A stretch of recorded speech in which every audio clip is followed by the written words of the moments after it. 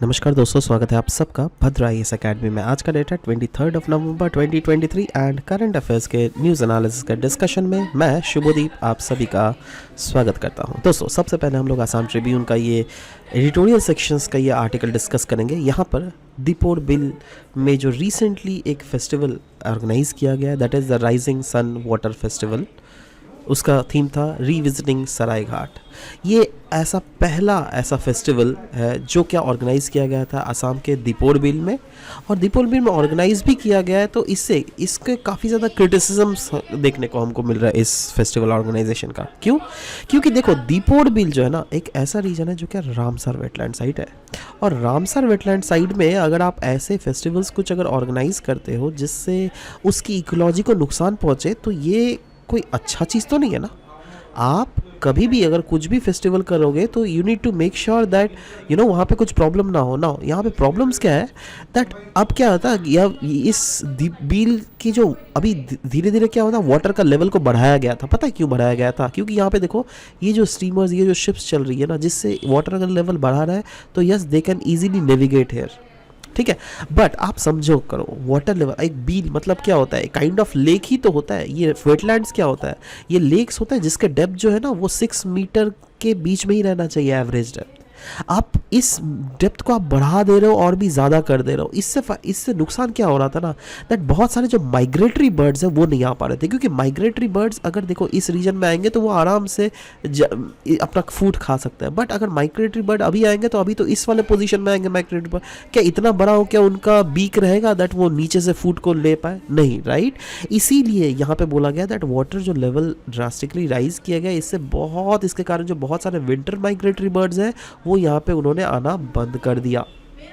यही नहीं, बहुत सारे ऐसे स्पीशीज़ हैं जो कि वहाँ के रेजिडेंट स्पीशीज़ हैं, वो समय के साथ साथ या तो वैनिश हो गया या तो डिस्टर्ब हो गए। क्यों? क्योंकि वहाँ पे स्पीड बोट्स चल रहे थे, वहाँ पे लाउड स्पीकर्स का यूज़ हो रहा था, वहाँ पे फायर क्रैकर्स को बस्ट किया जा रहा था।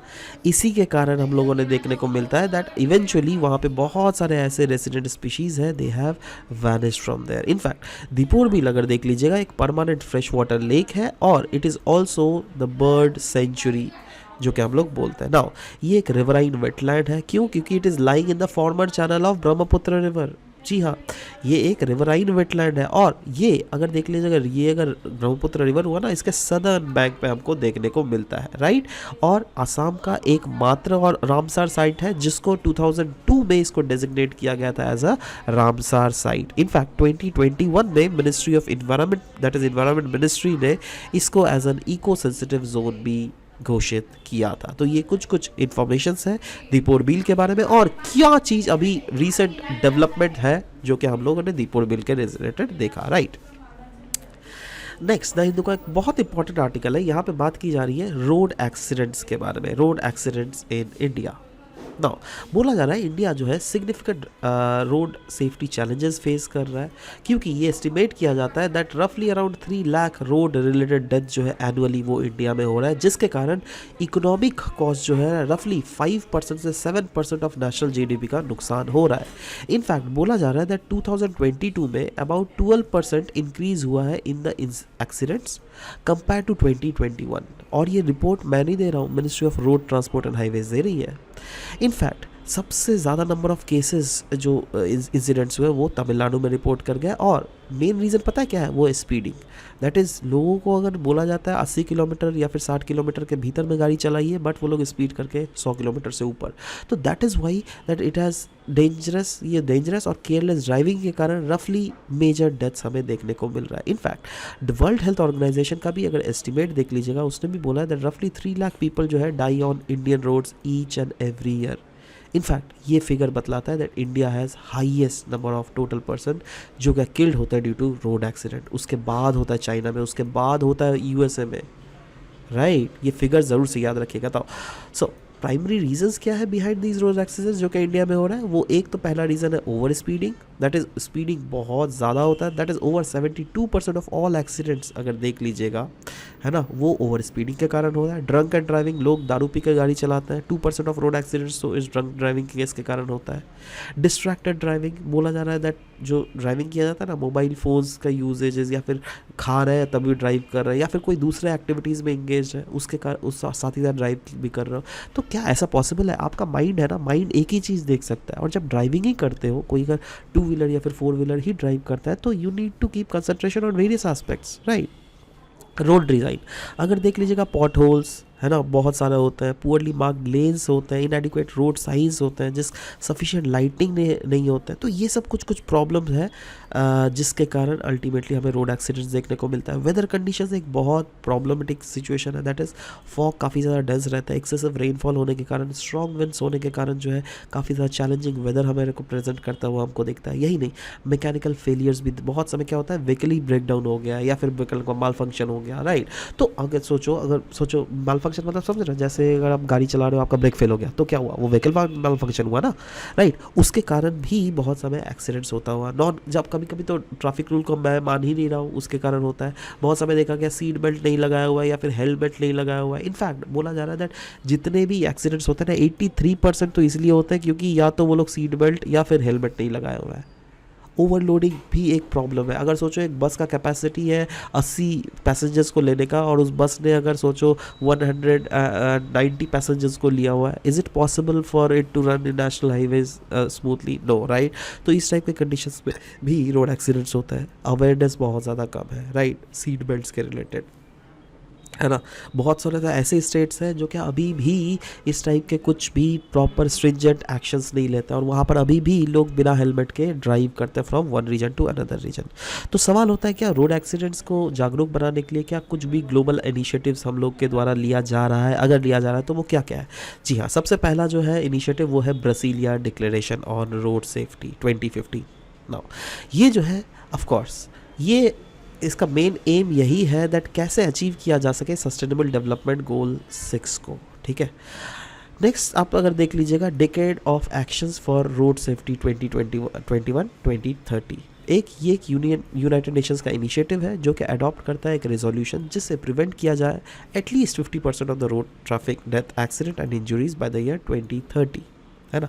इंटरनेशनल रोड असेसमेंट प्रोग्राम भी है जो कि एक चैरिटी है जो कि डेडिकेट करता है अपने आप को इन सेविंग द लाइफ्स जो कि रोड एक्सीडेंट्स के थ्रू अकर करता है, right?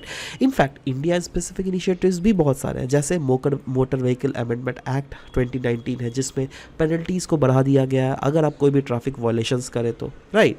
Carriage by road act 2007 है जिसमें बतलाया गया है that what is like common carriers को ये रेगुलेट करता है और लिमिट करता है उनके लायबिलिटी और determining the liability for loss and damages.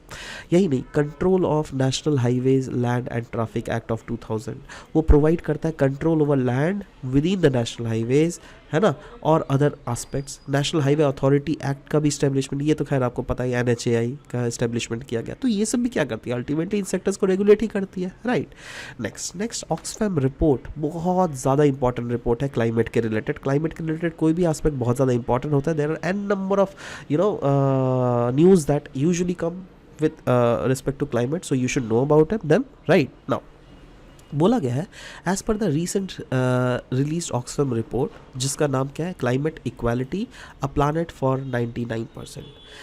इस रिपोर्ट के तहत बोला गया रिचेस्ट जो 1% है ना ऑफ द ग्लोबल पॉपुलेशन जो कि एमिट करता है कार्बन इक्विवेलेंट टू पुअरेस्ट 66%, मतलब रिचेस्ट 1% जो ग्लोबल पॉपुलेशन है, जो रिचेस्ट लोग हैं वो लोग ही रफली अराउंड 66% जो है carbon equivalent as compare to the global जो पॉपुलेशन है वो एमिट करते हैं। नाउ यही सिचुएशन क्रिएट कर देता है क्लाइमेट इनइक्वालिटी का, क्योंकि देखिए इस ऑक्सफोर्ड रिपोर्ट का नाम क्या है, climate equality a planet for the 99%।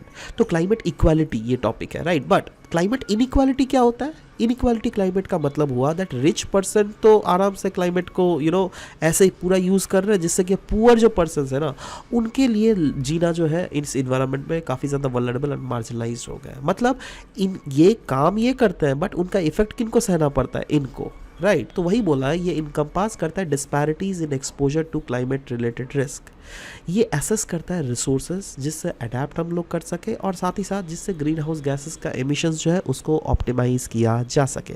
तो इस रिपोर्ट के फाइंडिंग्स क्या क्या है भाई, बोला जा रहा है सबसे पहला फाइंडिंग जो है वो है इन 2019 वेल्दियस्ट जो 1% है ना, they were responsible for 16% of the global carbon emissions. जो क्या इक्विवेलेंट है to the emissions from poorest 66% of the humanity. Since 1990s बोला गया टॉप जो 1% जो एमिटेड होता है ना, वो twice the carbon budget of the poorest half, है ना। 2030 तक बोला जा रहा है एमिशंस जो है वो प्रोजेक्ट किया जा रहा है to be over 22 times the safe limit, जो क्या है 1.5 degree centigrade above the global warming average. Annual अगर ग्लोबल एमिशंस देख लीजिएगा सुपर रिच 1% के द्वारा, वो बिल्कुल कैंसिल आउट कर देता है carbon savings for almost 1 million on शोर विंड टर्बाइंस।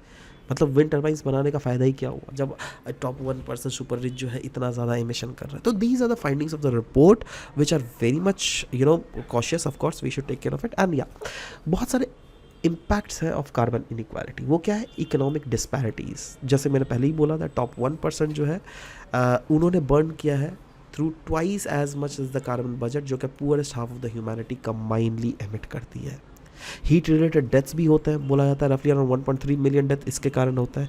यही नहीं, इम्पैक्ट हमें देखने को मिलता है एग्रीकल्चर प्रोडक्शन में, क्योंकि अब देखो कोई रीजन में ज़्यादा ऑफकोर्स अगर कार्बन इक्वालिटी हुआ, कहीं पर अगर कार्बन के कारण ऑफकोर्स ग्लोबल वार्मिंग भी हो रही है। ग्लोबल वार्मिंग के कारण क्या सारे फूड अपने आप को अडाप्ट कर पा रहे हैं? फूड प्रोडक्ट्स नहीं ना, बहुत सारे फूड प्रोडक्ट्स की प्रोडक्टिविटी घट रही है। तो वही बोला है ना, disparities in food access, food production में स्पेसिफिकली वैसे कंट्रीज़ जो क्या ग्लोबल साउथ में आते हैं, उन कंट्रीज़ में जो under developed and developing countries है उनमें फूड प्रोडक्शन गिर गया नीचे। इकोनॉमिक इनइक्वालिटीज़ हमको देखने को मिलता है। मतलब countries are least responsible for the global warming mainly in the global south, है ना।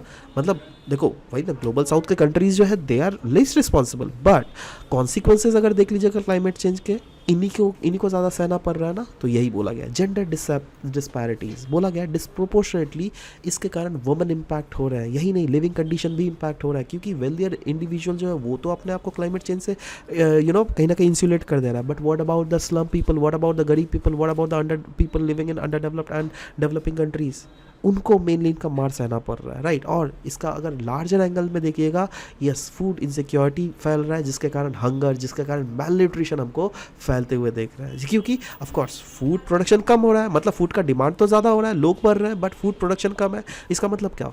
इन्फ्लेशन आएगा क्या? नहीं, यस वही बोला गया, फूड प्राइसेस शोर अप कर रहा है एक्सट्रीम वेदर इवेंट्स के कारण, जिसके कारण हंगर एंड मेल न्यूट्रिशन हमको कहीं ना कहीं देखने को मिल रहा है। नेक्स्ट हम लोग बात करेंगे आइस स्तूपास के बारे में।